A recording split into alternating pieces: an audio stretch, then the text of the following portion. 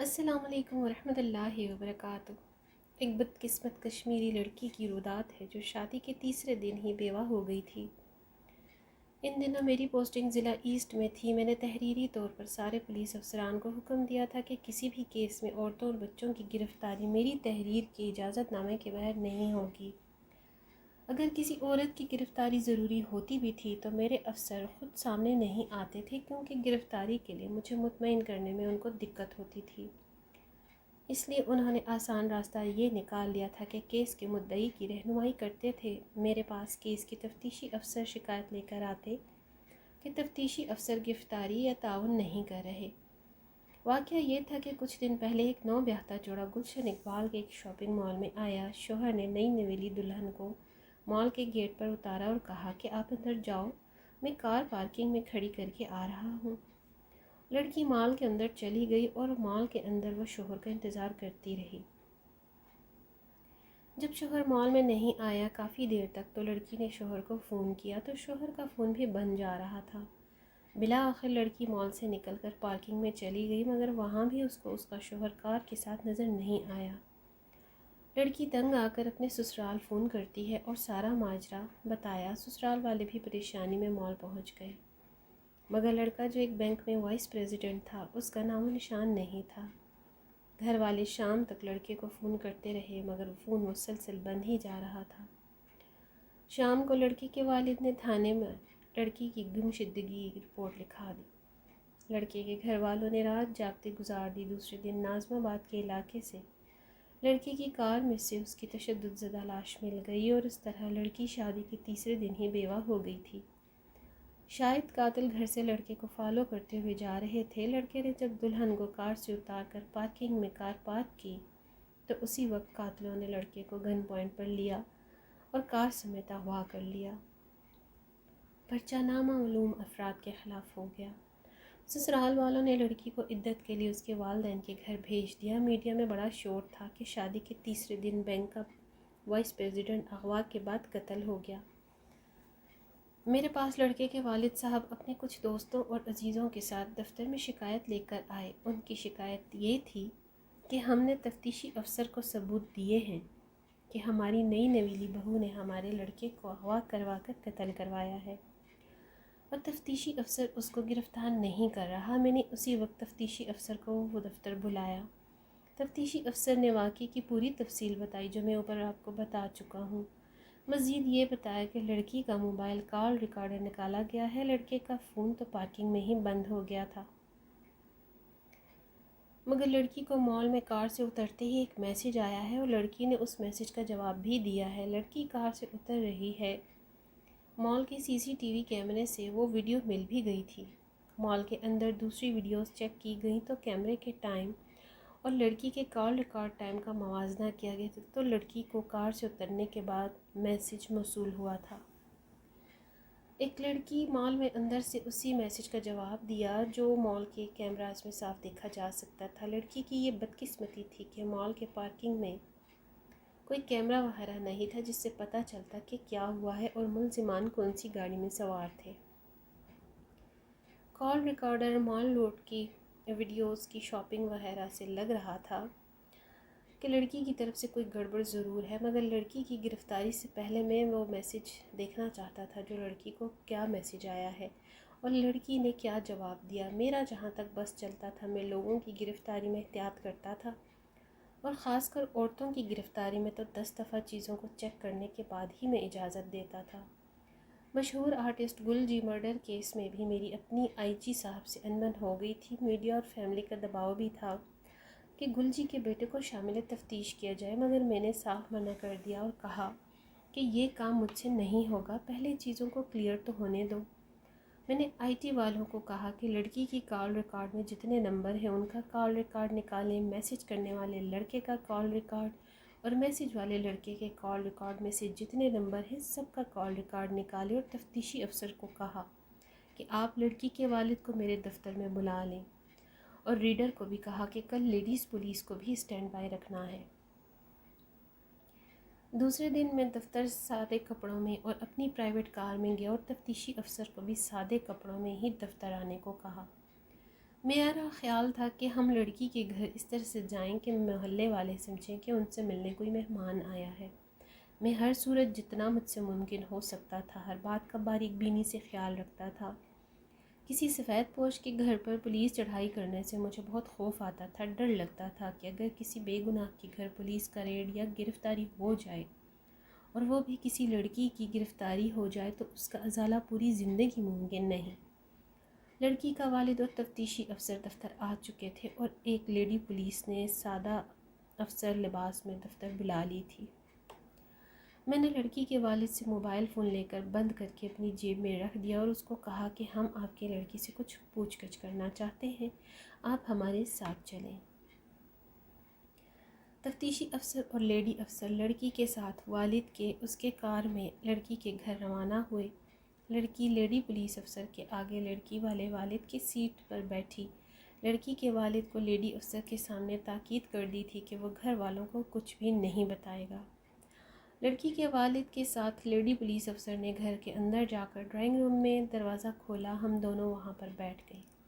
تھوڑی ہی دیر میں لیڈی افسر ہدایات کے مطابق لڑکی کو ڈرائنگ روم میں لے آئی اور لیڈی افسر نے لڑکی کا فون میرے حوالے کر دیا۔ جیسا کہ میں بتا چکا ہوں کہ لڑکی والوں کا تعلق کشمیر سے تھا، اس لیے لڑکی اسپیشل کریشن آف گاڈ تھی، مگر لڑکی اپنے ساتھ بدقسمتی لے کر آئی تھی جو تیسرے دن ہی بیوہ ہو گئی تھی۔ میں نے لڑکی سے واقعے والے دن کا پوچھا کہ کیا ہوا تھا۔ لڑکی نے وہی تفصیل بتا دی جو میں اوپر بیان کر چکا ہوں۔ میں نے کال ریکارڈر نکال کر لڑکی کا فون چیک کرنا شروع کیا۔ واقعے والے دن کے سارے میسج ڈیلیٹ کر دیے گئے تھے۔ میں نے لڑکی سے سوال کیا کہ آپ نے میسج کیوں ڈیلیٹ کر دیے ہیں؟ لڑکی نے بتایا کہ نوکیا کے اس ماڈل میں زیادہ میسج اسٹور نہیں ہوتے، اس لیے پرانے میسج ڈیلیٹ کرنے پڑتے ہیں۔ لڑکی سے سوال کیا کہ میسج والا لڑکا کون ہے، تو لڑکی نے بتایا یہ لڑکا یونیورسٹی میں میرے ساتھ پڑھتا ہے اور میرے ساتھ صرف میسج کی حد تک رابطے میں ہے۔ میں نے لڑکی سے پوچھا کہ واقعے والے دن لڑکے نے آپ کو کیا میسج کیا تھا۔ لڑکی نے بتایا کہ لڑکا فارورڈ میسج ارسال کرتا تھا اور میں بھی اخلاقاً جواب میں فارورڈ میسج ارسال کرتی تھی۔ میں لڑکی کے انٹروگیشن سے مطمئن نہیں تھا اور میں سچ کی تصدیق کیے بغیر لڑکی کو گرفتار کر کے اس کی زندگی بھی تباہ نہیں کرنا چاہتا تھا۔ لڑکی ابھی تک یونیورسٹی سے فارغ نہیں ہوئی تھی، جبکہ لڑکی خوبصورت تھی اور ایک بینک کے وائس پریزیڈنٹ کا رشتہ آیا تو گھر والوں نے لڑکی کا رشتہ کر دیا۔ اب مجھے کچھ دال میں کالا نظر آنے لگا تھا۔ میرے پاس لڑکے کو گرفتار کر کے اس کو اچھی طرح انٹروگیشن کرنے کا آپشن تھا، اور دوسرا آپشن موبائل فون کے سارے ڈیلیٹ شدہ میسیجز کو ریٹریو کروا کر دیکھے جا سکتے تھے۔ اس لیے مجھے لڑکی کو گرفتار کرنے کی کوئی جلدی نہیں تھی۔ میں نے اپنی کار منگوا لی تھی اور اب میں یہاں سے فارغ ہو کر دفتر چلا گیا۔ جب دفتر میں بیٹھ کر سی ٹی ڈی کے دفتر لڑکی کا موبائل فون لے کر چلا گیا۔ سی ٹی ڈی میں deputy director I T Waseem sahab تھے۔ وسیم صاحب کو میں نے سارا ماجرا بتایا کہ ایک اغوا اور قتل کا کیس ہے، لڑکی کو اپنے شوہر کے اغوا کے وقت کچھ میسج آئے ہیں اور لڑکی نے اس میسج کا جواب بھی دیا ہے۔ میسج کیا تھے وہ دیکھنا ضروری ہے، آپ کے تعاون سے یہ کیس آسانی سے حل ہو سکتا ہے۔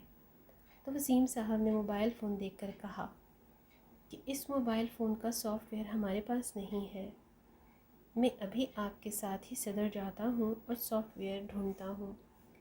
دوسرے دن وسیم صاحب نے مجھے فون کیا کہ آپ سی ٹی ڈی آ جائیں، آپ کا کام ہو چکا ہے۔ میں دفتر میں سارے کام چھوڑ کر سی ٹی ڈی جا پہنچا۔ وہاں وسیم صاحب نے مجھے موبائل فون اور فون سے 3 مہینے ان کمنگ اور آؤٹ گوئنگ میسیجز کی ڈیٹیلز کے ساتھ لسٹ تھما دی۔ میں نے ان کا شکریہ ادا کیا۔ چائے کے بعد وسیم صاحب مجھے گاڑی تک چھوڑنے آئے۔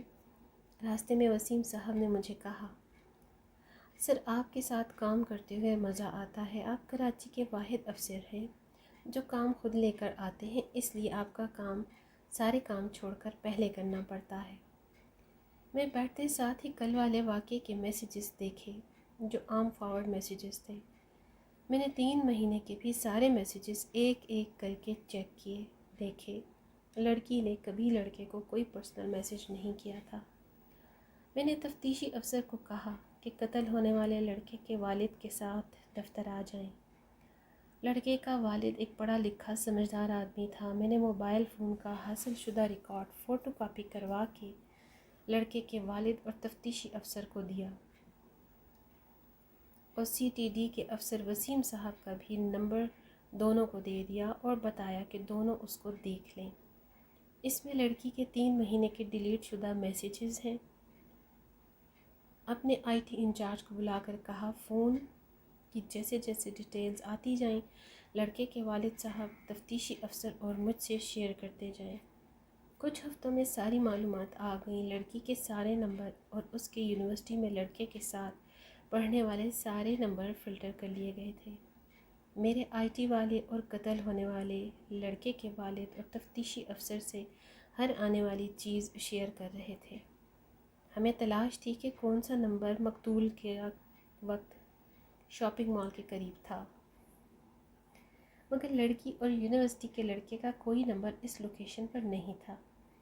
لڑکی کے ساتھ پڑھنے والے لڑکے کو بھی بلا کر پوچھ گچھ کی گئی، مگر اس کے متعلق کوئی معلومات نہ تھی۔ ایک دن مقتول کے والد کو بلا کر میں نے پوچھا کہ تفتیش کے سارے پروسیس میں آپ ساتھ ساتھ ہیں، اب آپ بتائیں کہ آپ کی بہو کا کیا کیا جائے؟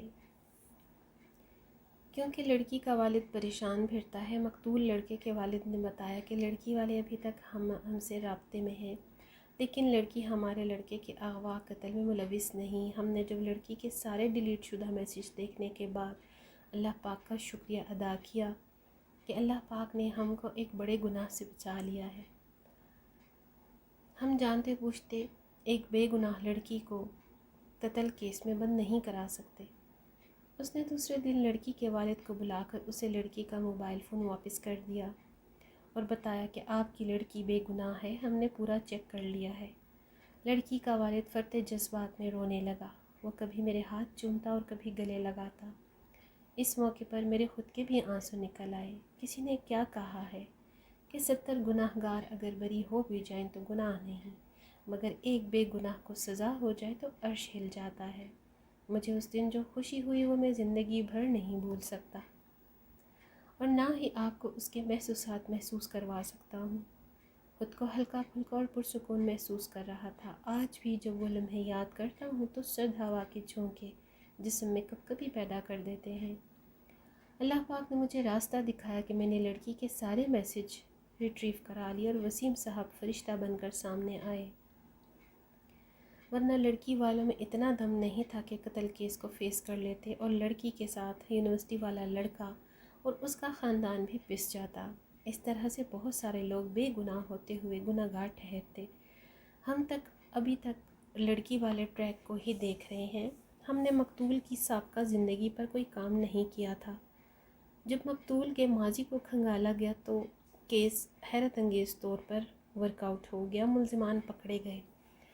اس کی الگ سے ایک لمبی کہانیاں ہے، بعد میں کسی وقت آپ سے شیئر کروں گا، لیکن میں اللہ پاک کا شکر ادا کرتا ہوں کہ جلد بازی نہ کر کے ایک بے گناہ لڑکی اور یونیورسٹی میں ساتھ پڑھنے والا لڑکا ہم پولیس والوں کے عتاب سے بچ گئے۔ CTD کے وسیم صاحب کی بدولت نئی ٹیکنالوجی نے ان کو اللہ پاک کی رضا سے بچا لیا، ورنہ لڑکی اور لڑکے اور ان کی فیملیز کا تباہ ہو جانا لازمی تھا۔ ویڈیو اگر اچھی لگے تو لائک کرنا نہ بھولیے گا۔ اگلی ویڈیو تک اللہ حافظ۔